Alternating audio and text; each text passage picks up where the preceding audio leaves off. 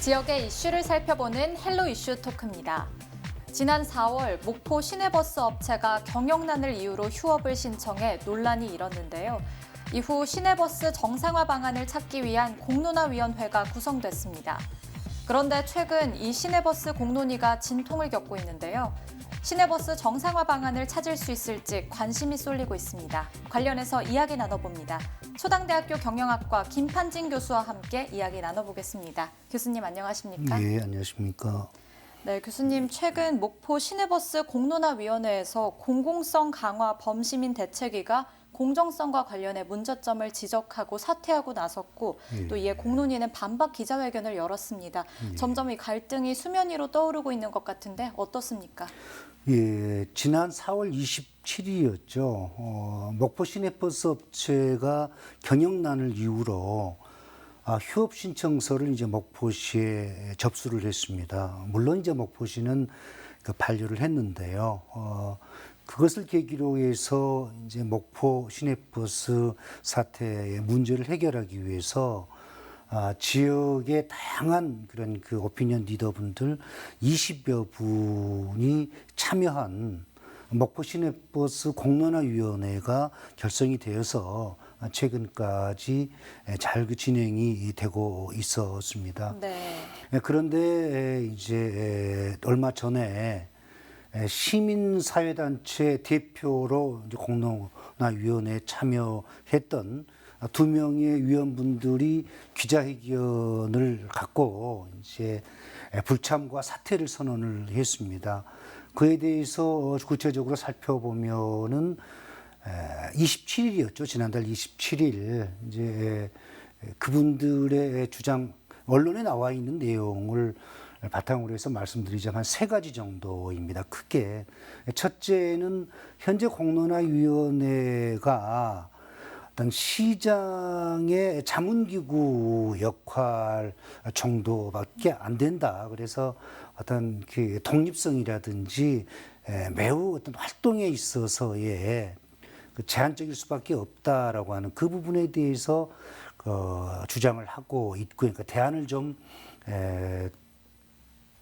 얘기를 해주라, 좀 대안을 발표해주라라고 했었는데 이제 그게 9월 17일이었습니다. 네. 이제 그 공론화위원회 중에서 위원들 중에서 그 2분의 시민 대표 그 위원분들이 이제 그 주장을 했던 부분이었고요. 또 하나는 이제 그 영역사와 관련된 부분인데요. 이제 공공재의 성격이 강한 시내버스 관련 문제와 관련해서 완전 공영제를 할 것인지 아니면 준공영제를 할 것인지 아니면 현재와 같은 민영제를 유지할 것인지 이와 같은 것에 대해서 정확한 좀 객관적인 자료를 영역사에 제시를 했는데 이제 그 부분에 대해서 조금 영역사가 자료의 제출을 좀 미루었나 봅니다. 그래서 이제 영역사의 어떤 교체를 주장을 했었고요. 네. 또 하나는 공론화위원회의 어떤 객관성, 또 편향성에 대해서 지적을 하고 그에 대한 어떤 그 요구사항을 주장을 했었는데 이제 그게 받아들이지 않다 보니까 기자회견을 가지고 그러면 더 이상 목포 시내버스 공론화위원회의 위원으로서의 참여는 하지 않겠다. 불참과 사퇴 의사를 밝혔는데요.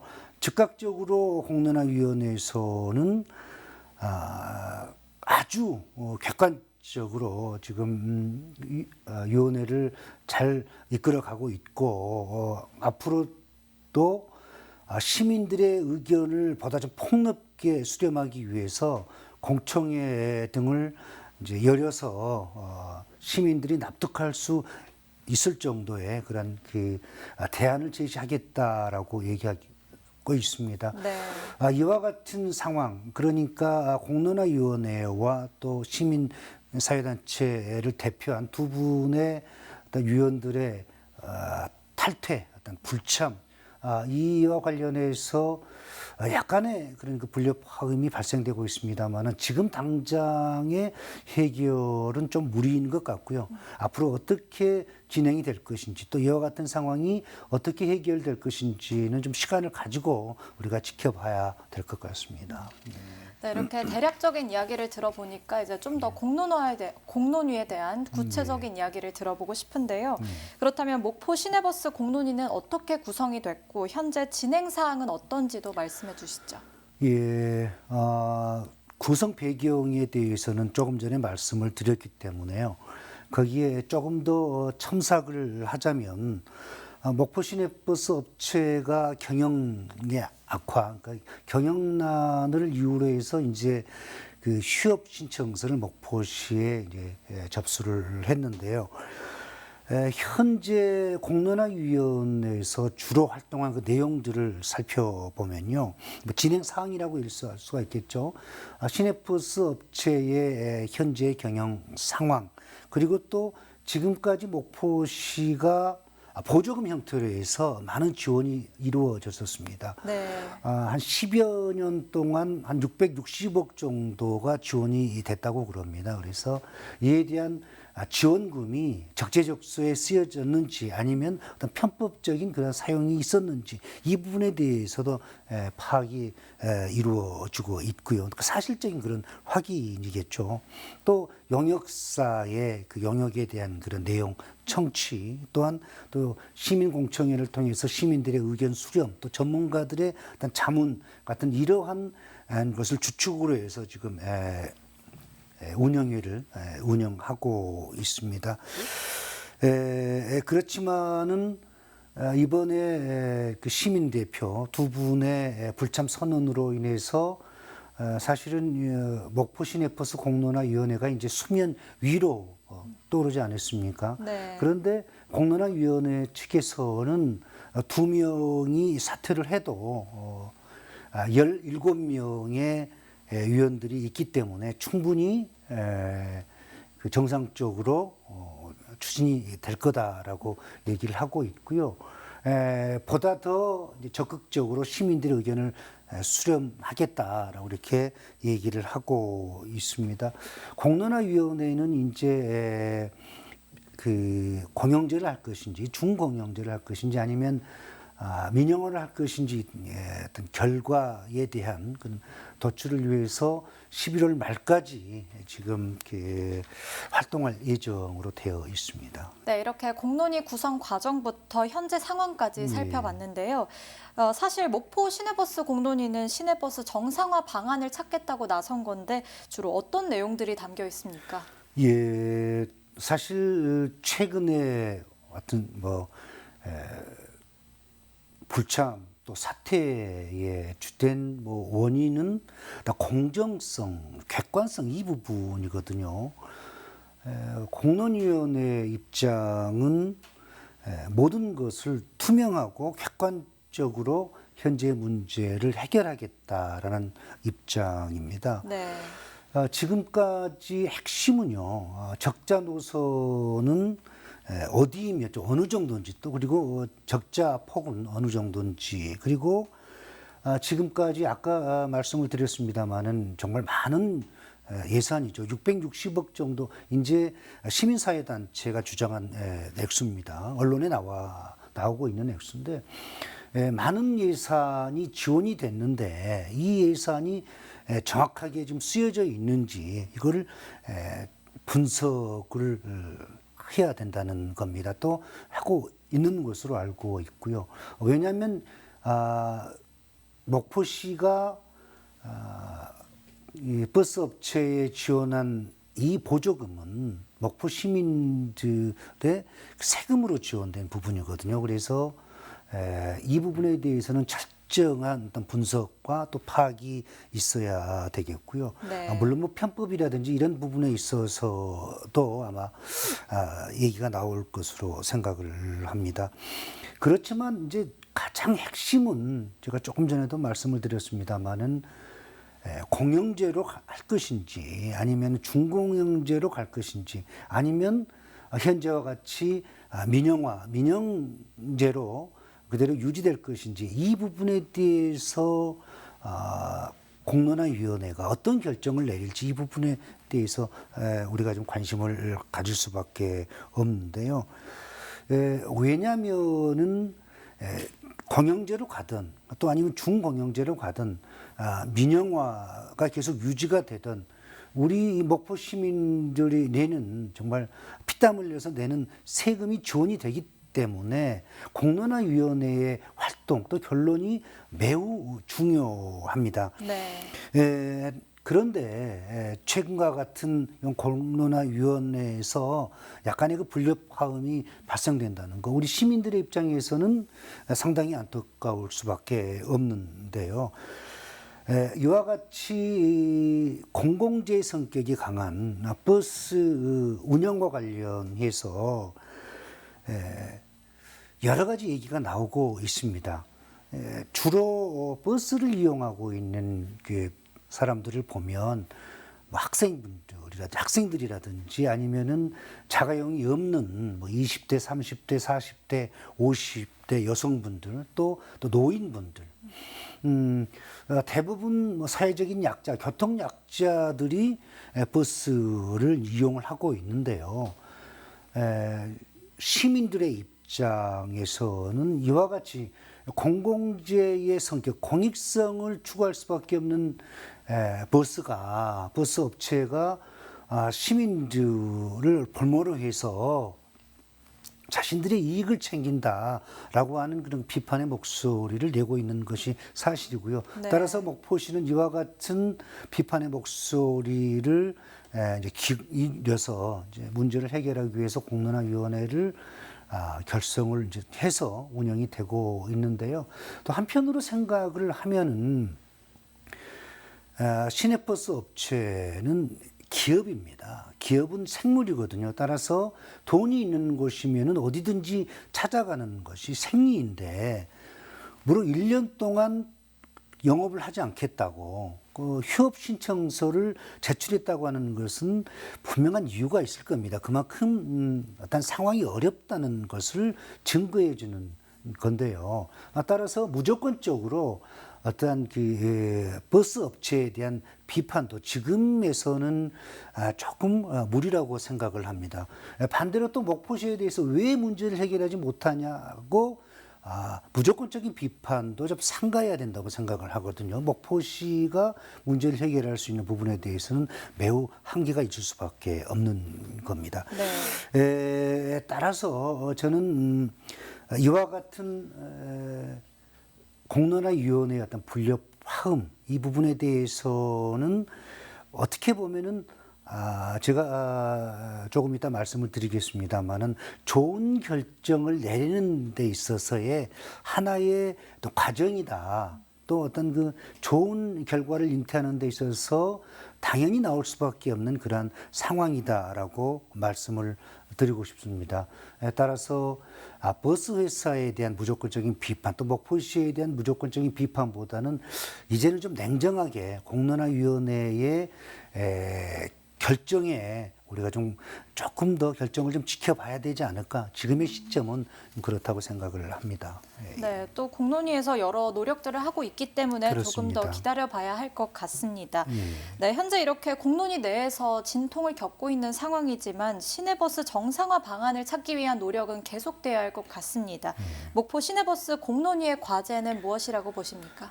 예, 목포 시내버스의 해결 방안, 우리가 생각하는 것보다 상당히 어려울 수가 있습니다. 쉽게 해결될 수 있는 상황은 아니라고 여겨지고요.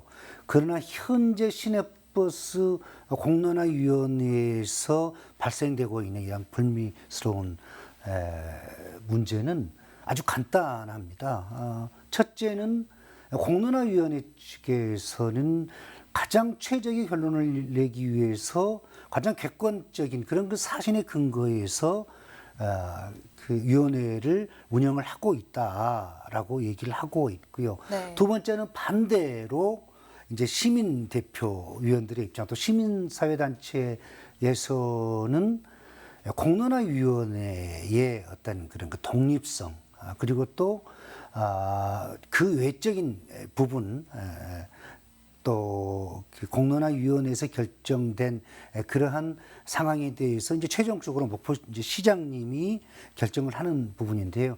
이 부분에 대해서 조금은 어떤 그런 그 색안경을 끼고 바라보고 있는 것이 사실입니다. 무슨 얘기냐면 이와 같은 공론화위원회 측과 또 그 반대적인 측 그렇기 때문에 이제 사퇴를 하고 불참을 선언을 했는데요.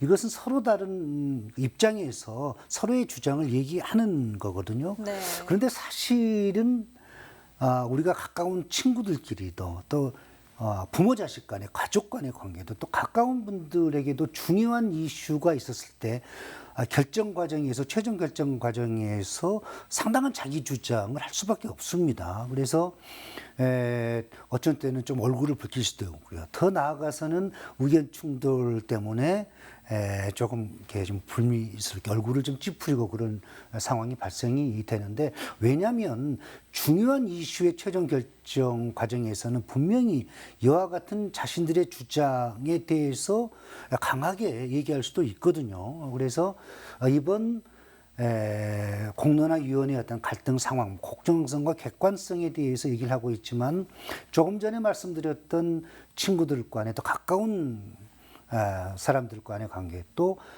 부모 자식 간의 관계에서의 어떤 의견 충돌, 자신의 그 주장을 그 최종 의사에 반영하기 위해서, 결정에 반영하기 위해서 강하게 어떤 얘기하는 그런 연장선상에서 우리가 살펴봐야 된다고 생각을 합니다.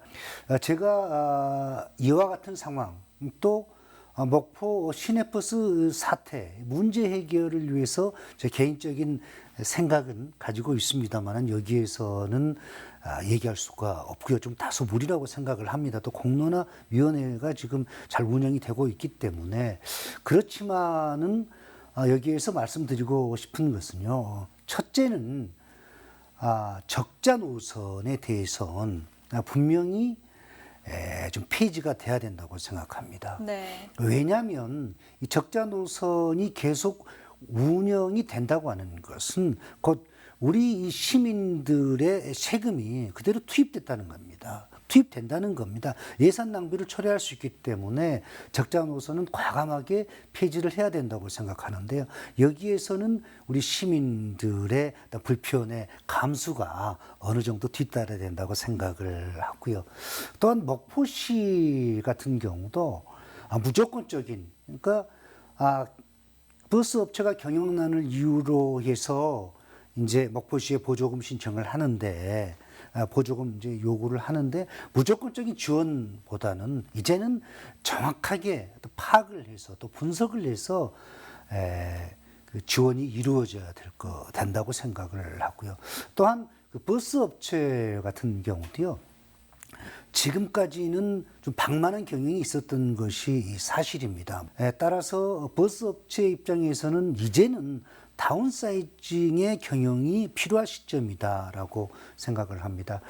따라서 이제는 버스 업체 그리고 또 목포시 우리 시민들이 그 가장 최적의 타협점을 찾아야 될 그런 시점이라고 생각을 하고요. 네. 분명히 이 타협점을 찾을 것으로 생각을 하고, 아무튼 공론화위원회가 야심차게 이제 출발을 해서 이제 11월 말이면 이제 얼마 남지 않았습니까? 그래서 우리가 원하는 대로 또 시민의 입장에 있어서 가장 최적의 최상의 결론을 낼 것으로 생각을 하고요.